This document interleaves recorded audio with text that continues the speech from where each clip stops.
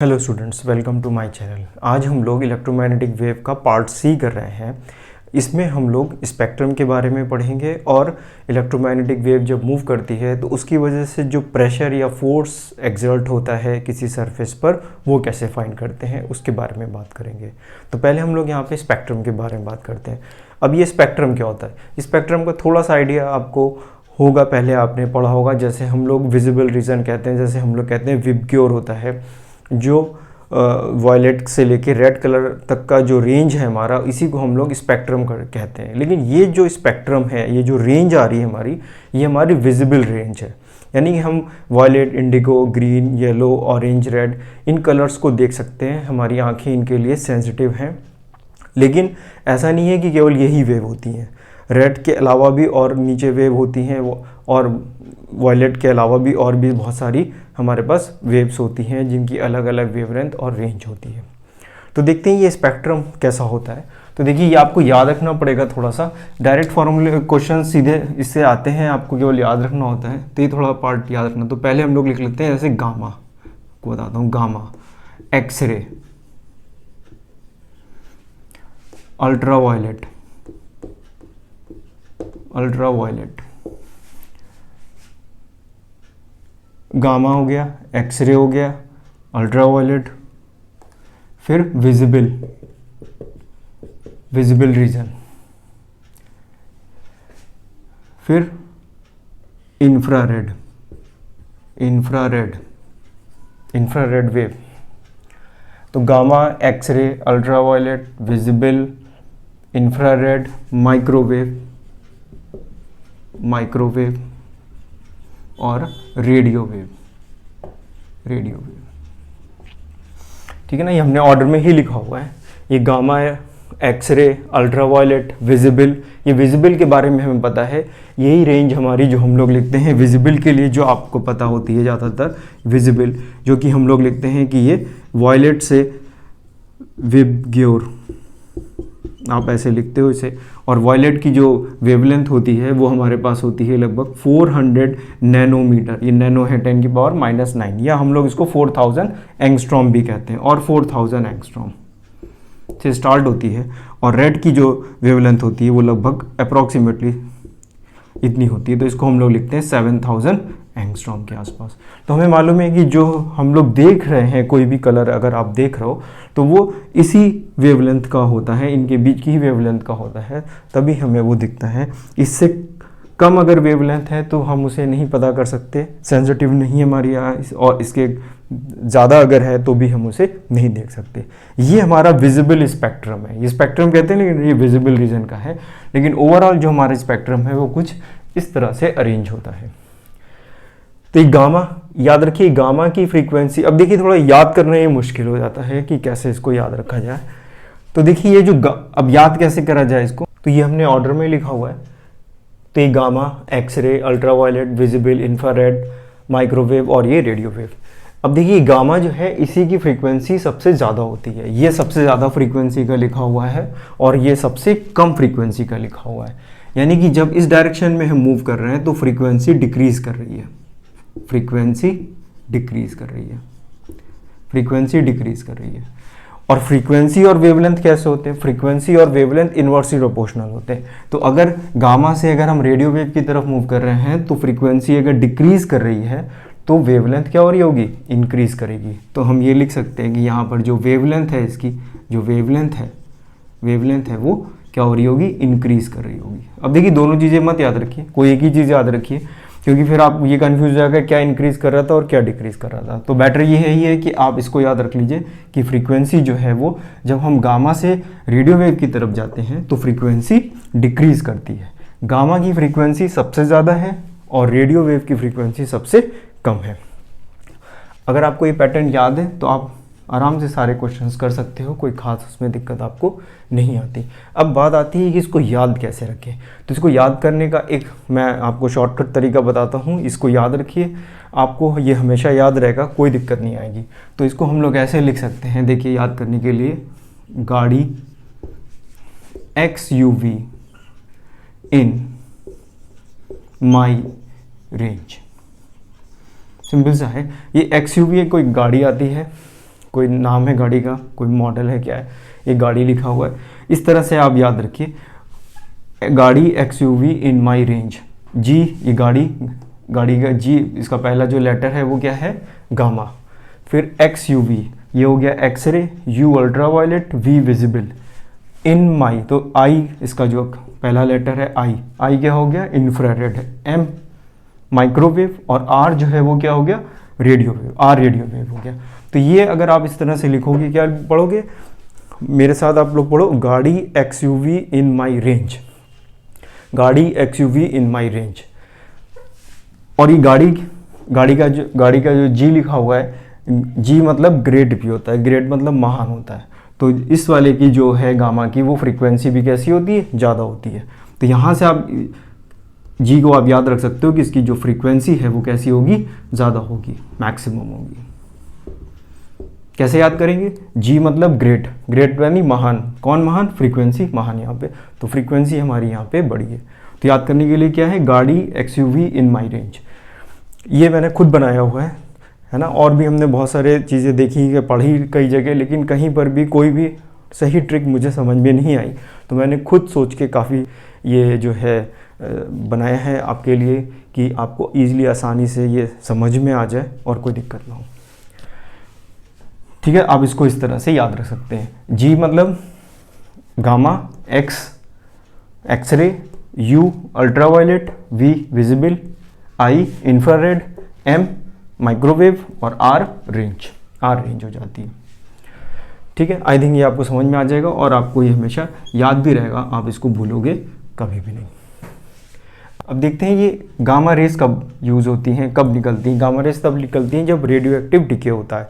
ठीक है, तो न्यूक्लियस के अंदर से गामा रेज निकलती हैं, ये बहुत फास्ट होती है एनर्जी के फॉर्म में, और इनकी फ्रीक्वेंसी बहुत ज़्यादा होती है।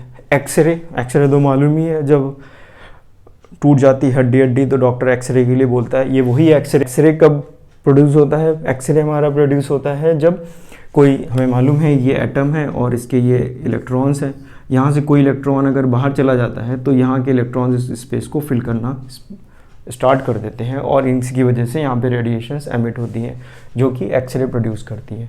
अल्ट्रावायलेट में क्या होता है, अल्ट्रावायलेट में ट्रांजिशन होता है, ये अलग अलग स्टेट्स होते हैं, एनर्जी स्टेट होते हैं, हम लोग को पता है, और यहाँ से जब इलेक्ट्रॉन्स जंप करके मूव करते हैं, ऊपर से नीचे की तरफ कहीं मूव करते हैं, तो ये रेडिएशंस फोटॉन्स के फॉर्म में एनर्जी रेडिएट करते हैं। तो ये एनर्जी हमारी कभी अल्ट्रावायलेट होती है, कभी विजिबल होती है, कभी इंफ्रारेड होती है, डिपेंड करता है कि किस एनर्जी स्टेट से किस एनर्जी स्टेट तक इनका ट्रांजिशन हुआ है। फिर माइक्रोवेव का यूज़ आपको पता है कि हम लोग घर में माइक्रोवेव ओवन यूज़ करते हैं, इसकी जो फ्रीक्वेंसी होती है वो गीगाहर्ट्ज़ में होती है, जो वाटर है उसकी भी फ्रीक्वेंसी लगभग गीगाहर्ट्ज़ में होती है, इसलिए हम लोग ये माइक्रोवेव का इसमें यूज़ करते हैं। और ये रेडियो वेव आपको पता ही है, हम लोग टीवी देखते हैं, गाने सुनते हैं, रेडियो सुनते हैं, ये सब हम लोग रेडियो वेव में ही फ्रीक्वेंसी आती है, इसकी जो फ्रीक्वेंसीज आती हैं वो सब रेडियो वेव के उसमें ही आती है। ये आप जो देख रहे हैं ये भी सब रेडियो वेव्स के थ्रू ही आता है, फ़ोन यूज़ करते हैं, ये सब में रेडियो वेव ही हम लोग यूज़ करते हैं। अब देखिए ये रेडियो वेव भी जो है इसका भी क्लासिफिकेशन अलग से है, वैसे ये पूछा नहीं गया है कहीं खास कभी भी। रेडियो वेव भी हमारे पास 4 टाइप्स की होती हैं, short radio wave, FM radio wave, AM radio wave और लॉन्ग रेडियो वेव।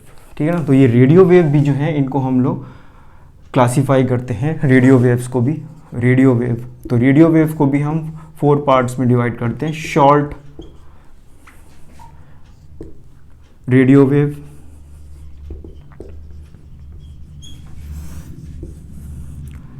फिर आता है FM और TV रेडियो वेव्स होती है हमारे पास, फिर आता है हमारे पास AM, और लास्ट में आता है लॉन्ग रेडियो वेव। ठीक है ना, ये FM फ्रीक्वेंसी मॉड्यूलेशन, ये कम्युनिकेशन चैप्टर में थोड़ा बहुत एलिमेंट्री आइडिया दिया है। AM एम्पलीट्यूड मॉड्यूलेशन, ये भी आपने पढ़ा है, इसके भी कुछ क्वेश्चंस कभी कभी आ जाते हैं। तो ये जो रेडियो वेव है इसमें भी आगे की तरफ अगर आप देखोगे तो इसको आपको यहाँ पर STAL, S मतलब शॉर्ट रेडियो वेव, फिर FM, AM और लॉन्ग रेडियो वेव। तो देखिए इसी ऑर्डर में सबसे ज़्यादा फ्रीक्वेंसी इसी की है और सबसे कम फ्रीक्वेंसी फिर किसकी होगी, रेडियो वेव की फ्रीक्वेंसी होगी। लेकिन रेडियो वेव में भी फ्रीक्वेंसी सबसे कम किसकी होगी, लॉन्ग की होगी। और रेडियो वेव में सबसे ज़्यादा फ्रीक्वेंसी किसकी होगी, शॉर्ट की होगी। तो इसको कैसे याद रखेंगे, तो ये तो हमने आपको बता दिया, गाड़ी XUV इन माई रेंज, गाड़ी XUV इन माई रेंज। और इसको कैसे याद रखेंगे, इसको याद करने के लिए आपको मेरा नाम याद होना चाहिए। क्या लिखा हुआ है, सुमित अग्रवाल। तो अगर आप मेरा नाम याद पता है तो सुमित अग्रवाल, AGARWAL। अब आप देखिए जिसका जो पहला लेटर है ये S, शॉर्ट रेडियो वेव हो गया। T जो है ये TV हो गया, जो हम लोग TV यूज़ करते हैं उसमें इस तरह की रेडियो वेव की फ्रीक्वेंसी आती है, और वो हमारी जो TV में आती है वो फ्रीक्वेंसी मॉड्यूलेशन के थ्रू आती है। ये A क्या हो गया, AM एम्पलीट्यूड मॉड्यूलेशन, और L क्या हो गया, L हो गया long radio wave, long radio wave. ठीक है ना, तो ये नाम से ही हो जाएगा, मैंने भी ऐसे ही याद रखा हुआ अपने नाम से ही कि पहला लेटर फर्स्ट और लास्ट लेटर जो है उससे काम हो जाएगा। तो ये हो गया शॉर्ट, TV एम्पलीट्यूड मॉड्यूलेशन, और L जो है लॉन्ग हो गया। और ये कैसे याद रखा है हमने, गाड़ी XUV इन माई रेंज। तो इस तरह से आपको याद हो जाएगा, और इससे जो भी क्वेश्चंस आए 19, 20, 21 ये सारे क्वेश्चंस हम लोग ईजिली कर भी लेंगे। तो देखते हैं क्वेश्चन इस पे कैसे आए हैं और उन कुछ क्वेश्चंस को हम लोग करते हैं। तो पढ़ लेते हैं क्वेश्चन क्या है पहला, इसको देख तो करते हैं क्वेश्चन, देखते हैं। ये क्वेश्चन देखिए 4 सितंबर 2020 शिफ्ट 1 का है। Choose the correct option related the wavelength of different part of the electromagnetic wave spectrum. फिर ये ऑप्शंस गिवन है, हमें बताना है कि इनमें से, बिल्कुल ईजी सा क्वेश्चन है, जो अभी हम लोग ने पढ़ा है उसी थ्योरी की हेल्प से ये हो जाएगा। तो देखिए क्या पढ़ा हम लोग ने, क्या बताया आपको याद करने का तरीका, गाड़ी XUV इन माई रेंज, इसकी फ्रीक्वेंसी G मतलब ग्रेट, ग्रेट मतलब ज़्यादा, ज़्यादा मतलब फ्रीक्वेंसी किसकी ज़्यादा है, इसकी फ्रीक्वेंसी ज़्यादा है। तो इसकी अगर फ्रीक्वेंसी ज़्यादा है तो इस तरफ फ्रीक्वेंसी क्या हो रही है, कम हो रही है, इधर फ्रीक्वेंसी क्या हो रही है, कम हो रही है। अगर फ्रीक्वेंसी कम हो रही है तो वेवलेंथ क्या हो रही होगी, इंक्रीज कर रही होगी। तो इस डायरेक्शन में वेवलेंथ क्या होगी, वेवलेंथ इंक्रीज करेगी, वेवलेंथ इंक्रीज करेगी। ठीक है ना, तो किसकी सबसे वेवलेंथ क्या है, इंक्रीज करेगी, इंक्रीज करेगी। ठीक है ना, याद आपको यही रखना है कि केवल G जो है वो ग्रेट, गाड़ी का जो G है ये ग्रेट है, और ये ग्रेट का क्या है, फ्रीक्वेंसी हमारी ग्रेट है, यानी फ्रीक्वेंसी ही सबसे ज़्यादा है। इसकी फ्रीक्वेंसी सबसे ज़्यादा है तो इधर फ्रीक्वेंसी कम हो रही है, फ्रीक्वेंसी अगर कम हो रही है तो वेवलेंथ इंक्रीज कर रही है। तो ये बस आगे अब आप देख लीजिए इसमें से कौन सा होगा। तो ये देखिए सबसे ज़्यादा जो वेवलेंथ है वो किसकी होगी, रेडियो वेव्स की। देखिए सबसे ज़्यादा की वेवलेंथ होगी रेडियो वेव्स की, तो पहले सबसे ज़्यादा वेवलेंथ हो जाएगी रेडियो वेव की, रेडियो वेव की। ठीक है ना, फिर किसकी होगी, फिर आता है माइक्रोवेव, फिर आएगा माइक्रोवेव, माइक्रोवेव आ जाएगा, फिर माइक्रोवेव की होगी। ठीक है ना, माइक्रोवेव आ गया। और कौन सी दी है हमें, विजिबल दी है और एक्सरे दिया हुआ है। तो आप इधर से जा रहे हो तो सबसे ज़्यादा फ्रीक्वेंसी हो गई इसकी, फिर इसकी हो गई, अब कौन सा आएगा, विजिबल, विजिबल के बाद एक्सरे आता है, तो पहले फिर विजिबल आएगा और फिर एक्सरे आएगा। तो इस ऑर्डर में देखा जाए तो एक्सरे, क्योंकि गामा नहीं दिया हुआ है इसलिए जो एक्सरे है सबसे कम उसी की होगी। तो देखिए एक ही ऑप्शन दिया हुआ है, ये ऑप्शन आप टिक कर दीजिए। इसी ऑर्डर में देखिए लिखा हुआ है, एक ही सिंगल ऑप्शन। आई होप ये समझ में आ गया होगा। एक और क्वेश्चन इसी तरह का आया हुआ है, इसको भी देख लेते हैं। ये क्वेश्चन जो है 5 सितंबर 2020 शिफ्ट 2 का है, ये आपको क्वेश्चन दिख रहा होगा। इसमें मैच करना है, वही हमें सेम ऐसे दिया हुआ है। कौन सा दिया है, microwave, gamma, amplitude modulation, radio wave है, मतलब उस रेडियो वेव लिखा है और एक्सरे लिखा है, और इस साइड हमें वेवलेंथ दी हुई है। तो वेवलेंथ हमें दी हुई है 100, 10 की पावर -15, 10 की पावर -10 और 10 की पावर -3। तो देखिए हमें मालूम है, फिर से वही, गाड़ी XUV इन माई रेंज, बस आप ये लिख लीजिए रेंज। और वेवलेंथ इधर क्या हो रही है, इंक्रीज हो रही है। वेवलेंथ सबसे ज़्यादा किसकी है, इसकी, क्योंकि गामा की फ्रीक्वेंसी सबसे ज़्यादा है, इसकी फ्रीक्वेंसी सबसे ज़्यादा है, तो इसकी वेवलेंथ सबसे कम हुई, तो वेवलेंथ इधर की तरफ इंक्रीज कर रही है। देखिए यही कन्फ्यूज़न रहता है कि वेवलेंथ इंक्रीज हो रही है कि डिक्रीज हो रही है। तो याद रखिए, हमने जैसे बताया उसी तरह से याद रखिए, कभी कन्फ्यूज़न नहीं होगा, बस ये बैक ऑफ द माइंड आपके दिमाग में रहेगा, तो आपको ही बताना है। अब ये इसमें देख लीजिए, इधर वेवलेंथ दी हुई है। अब जिसकी सबसे कम वेवलेंथ है, जिसकी सबसे कम वेवलेंथ है वो कौन सा होगा, हमारा एक्सरे होगा, क्योंकि सॉरी जिसकी सबसे कम वेवलेंथ है वो कौन सा होगा, गामा होगा। गामा की फ्रीक्वेंसी सबसे ज़्यादा है तो इसकी वेवलेंथ मिनिमम होगी। गामा की जो वेवलेंथ है वो कैसी होगी, मिनिमम होगी। तो देखिए इसमें सबसे कम किसकी लिखी हुई है, तो 10⁻⁻15 सबसे कम लिखा हुआ है, तो गामा का जो आंसर होगा वो 10⁻⁻15 होगा। ठीक है, फिर उसके बाद कौन सा है, एक्सरे। फिर एक्सरे के लिए कौन सी होगी, 10⁻10 हो जाएगी, क्योंकि उसके बाद ये लिखी हुई है। ठीक है, और फिर उसके बाद कौन सा होगा, माइक्रोवेव, और फिर रेडियो वेव आती है। तो माइक्रोवेव होगा तो उसके तो पहले 10⁻, गामा का 10⁻15 हो जाएगा, और एक्सरे का 10⁻10 हो जाएगा, माइक्रोवेव का 10⁻³ हो जाएगा, और रेडियो वेव का 100 हो जाएगा। तो नीचे ऑप्शन दिए हुए हैं, आप इनमें टिक कर दीजिए, आराम से ये हो जाते हैं। तो माइक्रोवेव के लिए अगर आपको लिखना है, ये हमने लिखा हुआ है, तो ये हमारा रेडियो वेव के लिए हो गया, ये आप लिख लीजिए रेडियो वेव के लिए। 10⁻15 ये हमारे लिए गामा,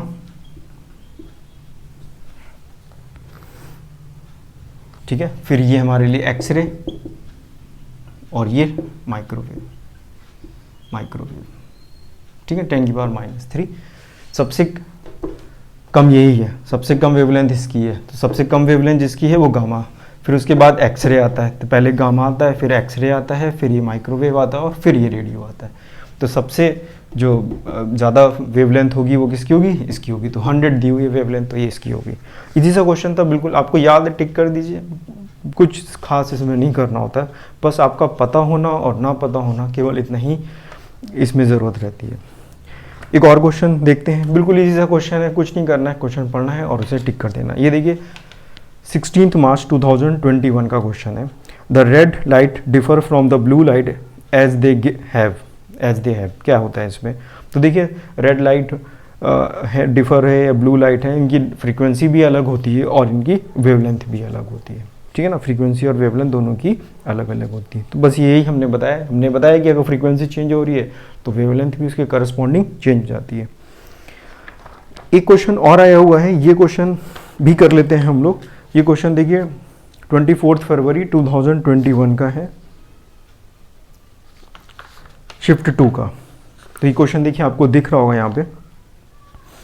इसमें देखिए जो अभी हमने आपको बताया था कि थोड़ा सा क्या लिखा हुआ है, the source of microwave, the source of infrared frequency, the source of gamma rays and source of x ray. तो ये बताइए हमें देखिए जो कुछ कंफर्म रहता है, जैसे गामा रे के बारे में पता है, गामा रे कब होती है, जब रेडियो एक्टिव डिके होता है। तो जो सी है उसका ऑप्शन क्या होना चाहिए, 1 होना चाहिए। ठीक है, और ये इंफ्रारेड जो होता है ये vibrations of atom and molecules होते हैं। जो इंफ्रारेड होता है वो हम लोग हीटिंग जो होती है हमारी, वो इंफ्रारेड रेडिएशंस की वजह से होती हैं। जो फिजियोथेरेपी वगैरह की जाती है, जो इंफ्रारेड रेडिएशंस वगैरह से भी की जाती है, तो उसमें क्या होता है, ये vibration of atom and molecules होता है। ये मॉलिक्यूल्स वाइब्रेट करते हैं और जिसकी वजह से कोलिजन होता है, उस कोलिजन की वजह से हीट जनरेट होती है। तो इंफ्रारेड के लिए हम ये लिख देंगे। और हमें ये पता है, एक्सरे का पता है हमें कि इनर्शियल इलेक्ट्रॉन इसमें से निकलता है। ठीक है ना, और ये माइक्रोवेव जो होता है ये मैग्नेट्रॉन होता है, उसकी वजह से निकलता है। तो ये 3 ऑप्शन करेक्ट है, तो एक आपको ऑप्शन इसमें हमेशा मिल ही जाता है, कोई दिक्कत नहीं आती। तो आराम से ये क्वेश्चन आप कर सकते हैं। तो ये क्वेश्चंस थे जो आए हुए थे अभी इधर 2019, 20 और 21 में। इस तरह के और भी कुछ पुराने क्वेश्चंस हैं, लेकिन वो सारे क्वेश्चंस आप इजीली कर सकते हैं, कोई उनमें दिक्कत आपको नहीं आएगी। आई होप आपको समझ में आ गया होगा। अब हम लोग बात करते हैं इलेक्ट्रोमैग्नेटिक वेव जो मोमेंटम इम्पार्ट करती है या फोर्स इम्पार्ट करती है उसके बारे में। देखिए जब कोई इलेक्ट्रोमैग्नेटिक वेव किसी स्पेस में मूव करती है तो इलेक्ट्रोमैग्नेटिक वेव के अंदर एनर्जी होती है, जो हम लोगों ने पिछले पार्ट बी में देखा था कि उसके साथ जो है एनर्जी एसोसिएटेड होती है।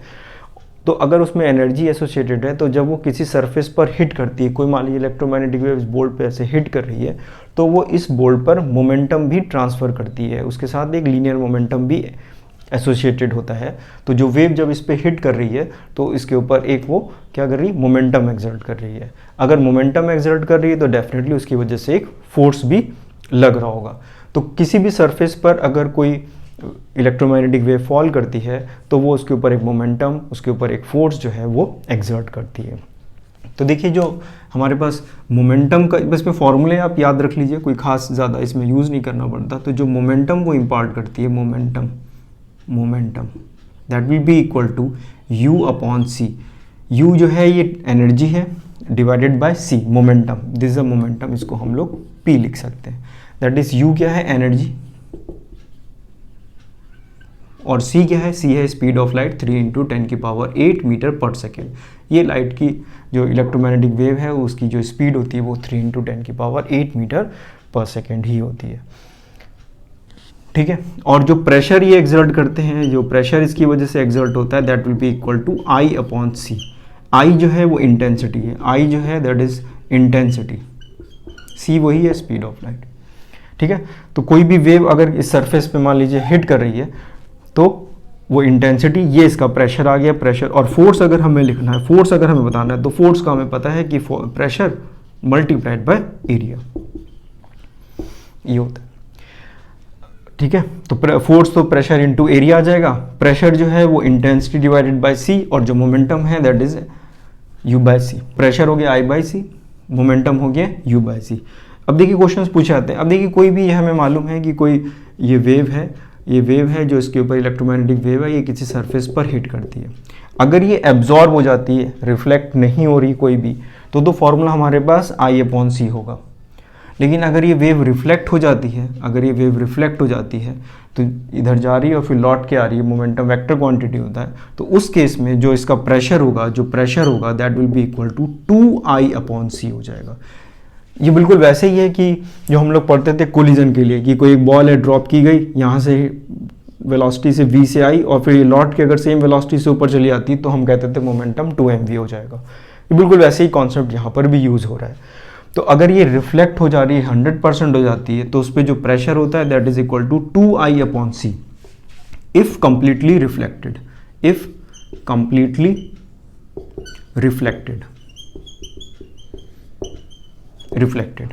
ठीक है ना।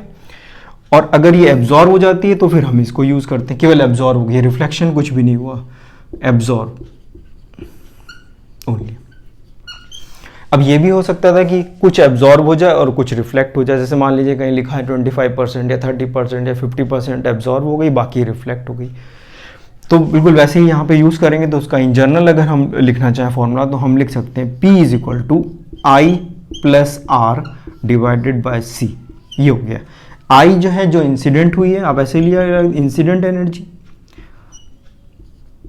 इंसिडेंट, और R जो है ये रिफ्लेक्टेड है। ठीक है ना। तो जैसे सपोज करिए कि जो इंसिडेंट हुई और कहा जा रहा है कि 50% जो है वो एब्जॉर्ब हो गई, तो 50% अगर एब्जॉर्ब हो गई तो रिफ्लेक्ट कितनी हुई है, 50% रिफ्लेक्ट हुई है। तो अगर ये I इंसिडेंट हुई है तो ये वैल्यू कितनी हो जाएगी, 50% कितना हो गया, I/2 हो गया। तो यहाँ 3I/2 लिख देंगे। तो आप इस फॉर्मूले का भी यूज़ कर सकते हैं।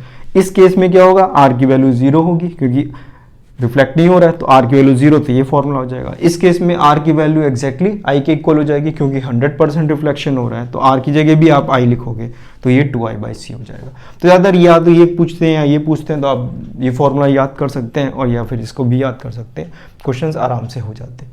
तो इन्हीं पे बेस्ड क्वेश्चंस पूछे गए हैं, कुछ क्वेश्चंस पूछे गए हैं, करते हैं उन क्वेश्चंस को, आपको क्लियरिटी आ जाएगी उसमें। तो पढ़ लेते हैं क्वेश्चन क्या लिखा हुआ है। ये क्वेश्चन देखिए 9 अप्रैल 2019 शिफ्ट 2 का है। सेम बिल्कुल इसी फॉर्मूले से हो जाएगा, आपको कोई दिक्कत नहीं आएगी। देखिए, a 50 watt per meter square energy density of sunlight is normally incident on the surface of a solar panel. The sum part of the incident energy 25% is reflected from the surface and rest is absorbed. ठीक है, the force exerted on 1 meter square surface will be close to C की value हमें given है। तो देखिए बिल्कुल easy सा formula हमें जो अभी बताया था, क्या फॉर्मूला था हमें, इसमें हमें क्या होता है ना, प्रेशर। तो प्रेशर हम पहले फाइंड कर लेते हैं। प्रेशर था I plus are upon C.